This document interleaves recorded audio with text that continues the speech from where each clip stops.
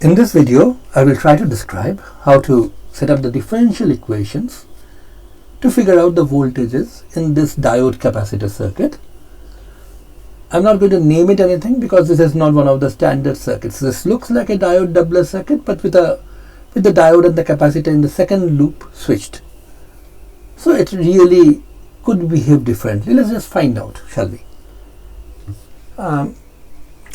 But how would we start?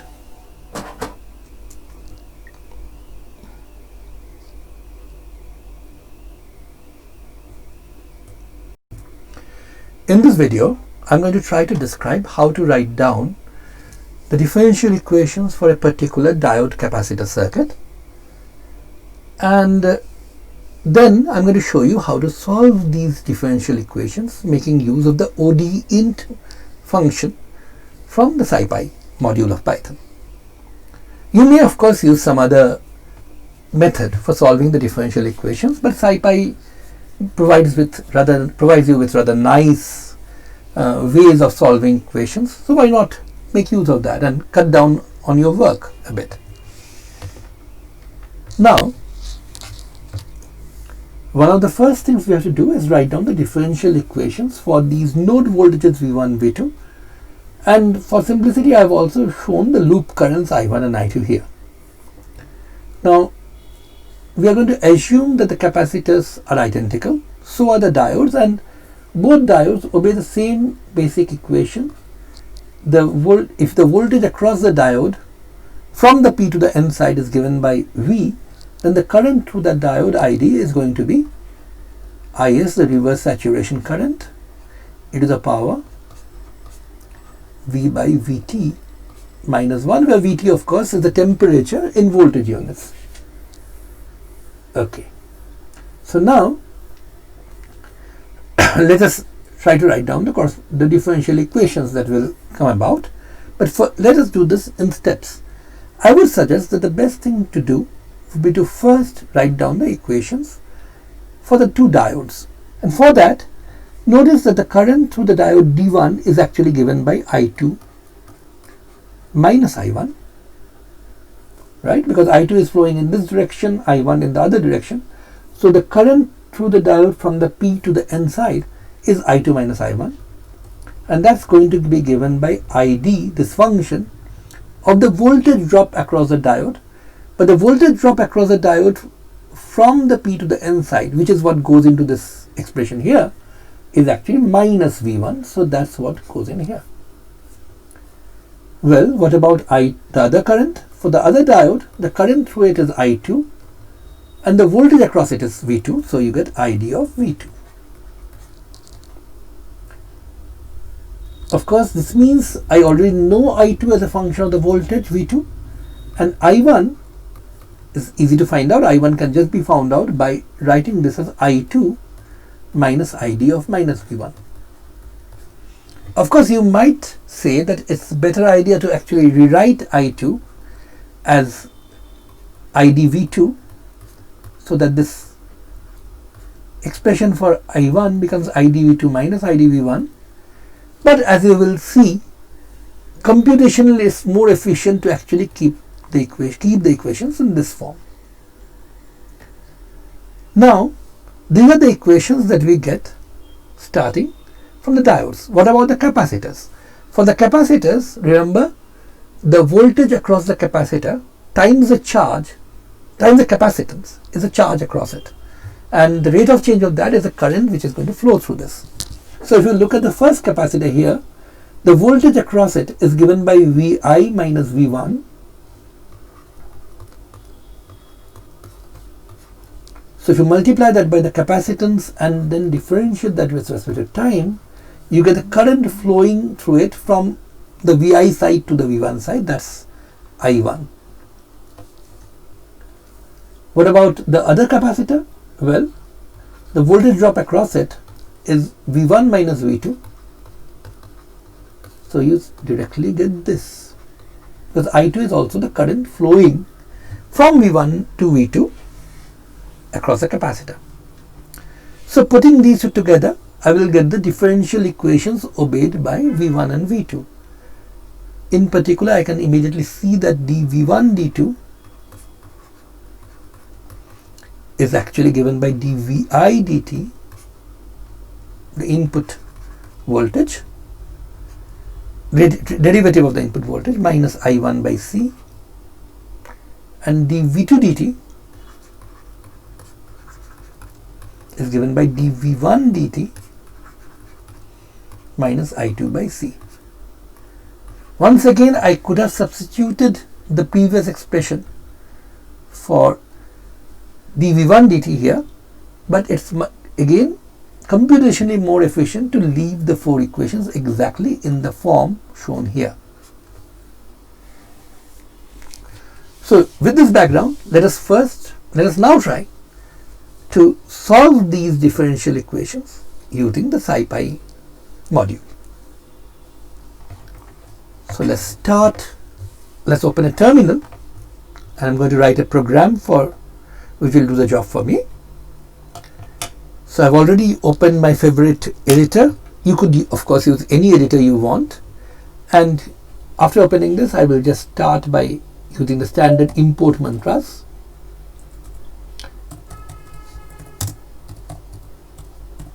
So I'm importing numpy as np. I'm also importing the pyplot submodule of matplotlib, because I want to draw graphs in this program as plt, and because I want to use the integrate submodule of the scipy module, I'm going to call that. So integrate submodule of scipy module is scipy.integrate, and I'm going to call it as SI. By the way, NP and PLT are pretty standard. Almost the world over, everybody calls NumPy, imports NumPy and matplotlib.pyplot as NP and PLT respectively. Scipy.integrate, I'm not sure whether it's the name SI for that is very common, but it won't hurt. It will help you cut down a lot on the typing. So the first thing you need to do is to basically define a few helping functions. The first function that you need to define, of course, is a diode current function. So it takes one argument, the voltage,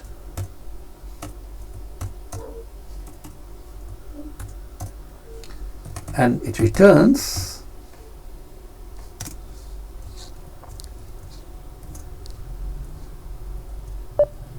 so you're going to use the exp function from the numpy module, so that's np.exp,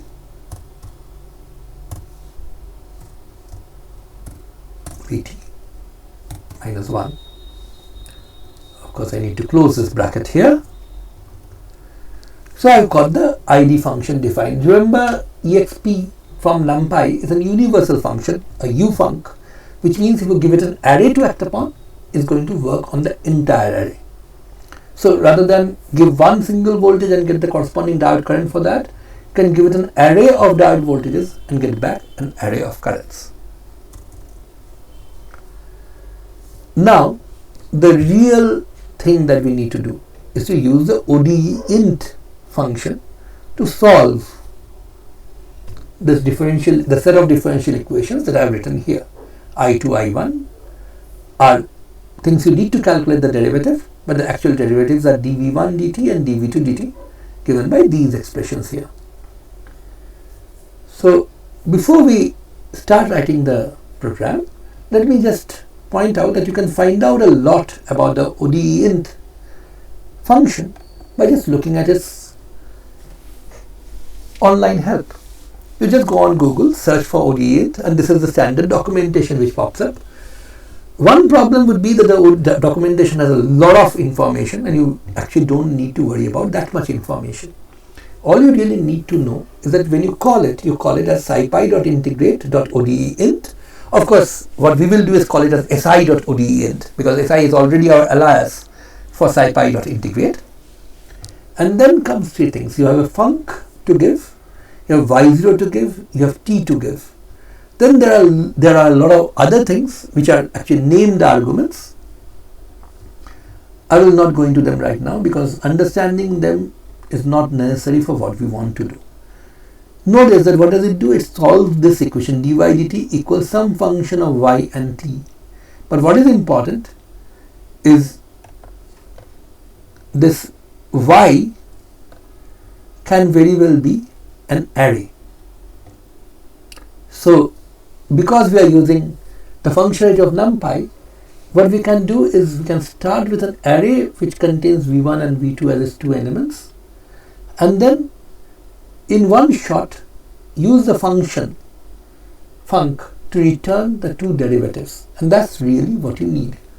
So what we need to do, going back again, is return the value of dv1 dt and dv2 dt in an array given the input, which is v1 v2 again in an array and t. So what we will do is define this function, the so-called func, or vder, let's call it vder for v derivative. It takes in as an input an array v, or let's call it array v's for the two v's that we have. First thing that we will do is break up the array vs into its component pieces v1 and v2, which I do simply by using unpacking. I'm sorry about the typos, but I'm using a slightly unfamiliar keyboard here, so the key positions are slightly awry and I may make a lot of these stupid mistakes. So I've unpacked the two pieces of the array v's into v1 and v2, and then we just go about replicating whatever I have here. So I'll get I2, which is the function id called with the argument v2, and then I have I1, which is I2 minus id of minus v1. Notice that we did not have to calculate id of v2 all over again to figure out I1, which is what I would have had to do if I had used this version of the expression. The rather incomplete looking version which I have here is actually computationally more efficient because I am reusing the value of I2 which I just calculated without having to invoke one more function call to find out id by v2 all over again. By the same token, dv1, which is my shorthand for dv1 dt, has to be actually given by dvi, which is of course a function which I have to define, which I haven't defined yet, minus I1 by c, and dv2 will simply be given by dv1. Okay, dvi is a function of t, so I have to put that in, and let me remind myself that I've actually defined the function wrongly. The function should have two arguments. One argument should be the array which has the two voltages, another should be the time. This is the form in which you definitely want your function to be. Okay, the first, an array with the two variables which you want to solve for, two or more variables, an array with all the variables that you want to solve for as the first argument, time, the independent variable as the second argument. Any other arguments you need you can supply later, but we are not going to go in for any more arguments here. dv1 minus I2 by c. And once we have calculated all of this, what we are going to do is return the array which I am producing using the np.array function, which I am just using to convert this list of dv1 and dv2 to an array. So I've got this vder array down for me. Then what do I need? I need values for all these parameters. I need is, let's say, why don't we use 10 to the minus 9, let's say. Then I need values for the capacitors. Let's say I'm using a millifarad capacitor, so 1e minus 3. I also need Vt, the temperature in voltage units, which is around 26 millivolts for room temperature, so I'm going to just use that, 0.026.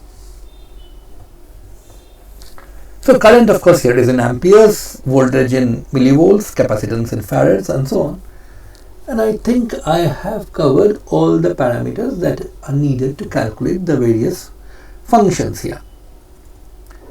Okay, now let's go back to the odeint documentation and see exactly what I need. I need func, which is the vdir that I have defined.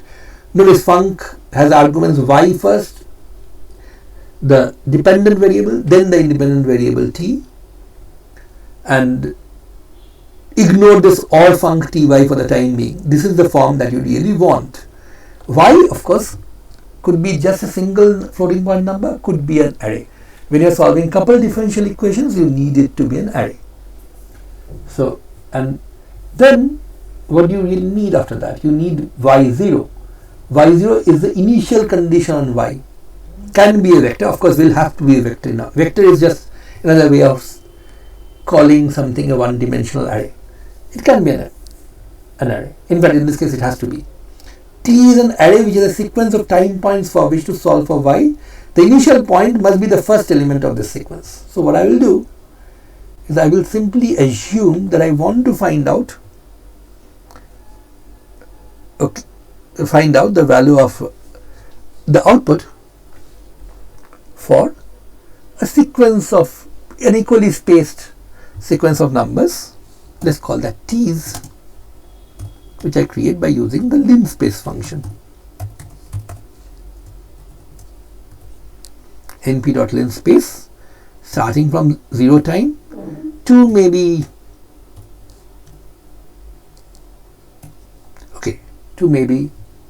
10 time cycles of the 10 periods of the original of the input signal. Now this, of course, reminds me that I've forgotten to do one very important thing. I've forgotten to define dvit, that is the input voltage. I've simply forgotten to do that. But I will. One advantage of doing this using an editor rather than on the interpreter is that you can go back and forth, and when you remember to put things in, you can put them in at that point of time. So this is really a realistic way in which programs are written, rather than step 1 following from step 2, following then step 3, then step 4, then step 5 in a neat succession. Most programming jobs are messy. You keep on forgetting to put in things, and you go back and put them in, and so on. Of course, you also make a lot of errors while you're doing this, and you look at the error messages and debug, but hopefully I will not make too many of them. So 2 into n pi, 2 pi by omega is the time period. I need to put in the time period, and then let's multiply that by 10. So I get 10 total cycles, and let's say I put in 1000 points. So this will give me an equally spaced array between 0 and 2 pi by omega into 10. So 20 pi by omega, 1000 equally spaced points. And let's say I also need to perhaps plot the input voltage along with it. So I will just assume for the time being that I have done something which I haven't really. I've defined a function which will give me the input, and let me just call it by VITs. Then comes the solution. The solution will be then. So I have the t's. I have the I need the initial value. So the initial value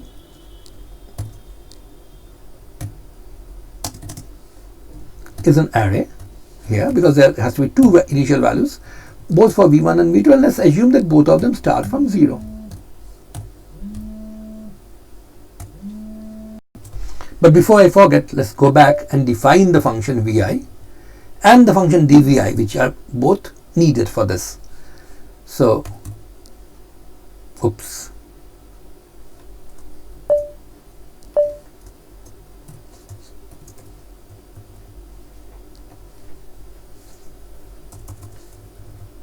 So let's define def vi.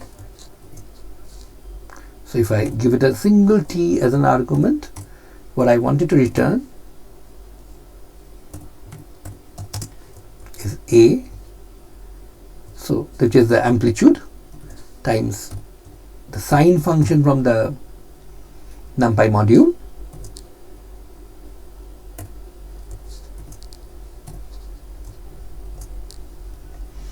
So let's not worry about initial phases and stuff like that. We can also put that in if we want to, but no real point doing that. A into sine omega t. Of course, that means I need to supply an initial value of A, let's say a nice 10 volts, and W, let's say 100. I could also say it's 100 hertz and multiply that by 2 pi to get the W, but anyway, it's just a illustration. You can play around with this. Of course, VIT alone will not do. I also need dVi.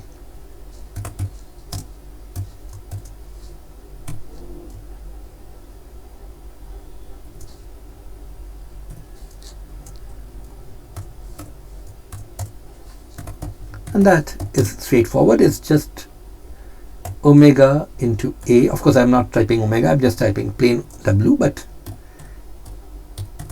cos W star t. So I've got the VI function. I've got the dVi function. Of course, the dVi function is needed because it's needed to calculate dV1 here.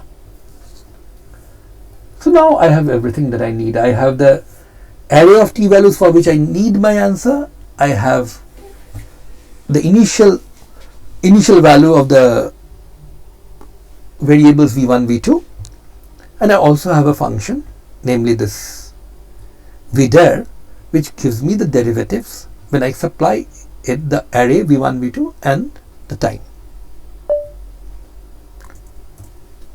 So the next step would be to just use the scipy.odeint.integrate.odeint. So but when we use it, we should be careful about what it returns. So it solves this, and these are what goes in and returns an array whose shape is length of t, length of y0, comma length of y0. So in this case, length t is 1000, y0 is length of y0. The initial value is 2. So I will get a 1000, 2 shaped array. What that really means is, if you think of it like a matrix, is 1000 rows and 2 columns. So the first column essentially is all the values of v0. The second column are all the values of v. So in this case, sorry, first one is all the values of v1, and the second one is all the values of v2. The second column. So that is something we need to remember. So going back to the program, what I need is, let's call it just output, for want of a better name. This is the array where the output is going to come, and the si.odeint vdir, comma, next comes the initial value, I hope. Let me just check once again. I keep on forgetting that. Yeah, next comes the initial value, next comes the t, then comes the t values. So vdir v0, comma t's, and that's all that you need. This one line is really all that you need to solve the differential equations. All the things that were there before, we're just setting it up. And now, once you've got the output, remember it's going to come as a 1000, 2 array, 1000 rows, 2 columns. I need the 2 columns separately. So v1's is basically a slice from this array output. What kind of slice? Of the 2 indices, the first index, I want all the 0 to 999, all the 1000 values for them. For second index, I need the index to be fixed at 1 because I just want, I need the index to be fixed at 0 because I just want the 0th column, which is first column in colloquial language. So because I want every value of the first index, I put a slice which is just a colon. That means start at the beginning, go till the end. But for the second index, I put in a 0. What about V2s? That's of course nothing but the same thing. It's outputs, colon, the entire column, all the row indices, but the second column or the 1th column. So now that I have this, let's use matplotlib to plot the output. So what will I do? I will plot t's comma VIs. So that's the input that I've plotted. Then I will plot the second curve on the same graph, for which again the x-axis is T's and the y-axis is V1s. Again T2 comma V2s. Of course I could play around with the color and markers and stuff like that.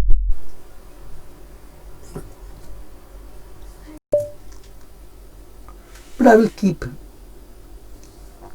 things as simple as possible. So finally plt.show to show the graph. So what I should see are three curves on the same graph. The graph for the input voltage, graph for the voltage at V1 as a function of time, voltage at V2 as a function of time. Now, of course, I have to assume, or I have to hope rather, that this particular program that I have written is all right. I have not made any mistakes in writing it. That's, well, we can always hope, right? So let's try to see. Of course, I have made a mistake here. Yeah, and I've made a very simple, stupid mistake, which is I've used round brackets where what I meant was a slice, so I should have used square brackets.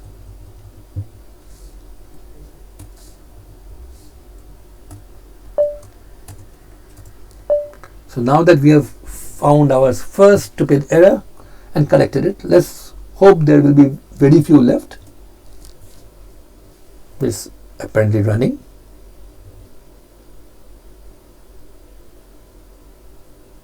Oh, this is the first time I'm using Matplotlib on this, so it's going to take some time.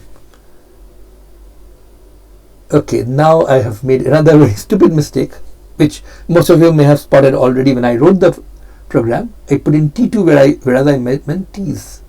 So let's correct that. It's the same T's for all of them because the same T values, but VI, V1 and V2. This time hopefully things are going to be faster because Matplotlib has already run once, so all the caching, all the stuff it does has been done. Sorry, I wanted to run the program. And this is the output that you get. So now that we have got the output, I think you should be able to work backwards and figure out why that is correct. So this is what the output looks like when you blow it up. The blue line here is obviously the input voltage. The green line is the voltage V1, the voltage across the first capacitor, and the orange curve actually gives you, no, I'm wrong. The orange one is the voltage across the first capacitor, the green one is the voltage across the last one. So this is not a doubler, it's sort of like a dual clamper, just pushed up the voltage in one side and pushed down the voltage in the other. Well, my challenge for you is figure out exactly why the circuit is doing what it is doing. Of course, I've used non-ideal diodes here, but you can assume ideal diode behavior and try to see why this is going to be the way it is.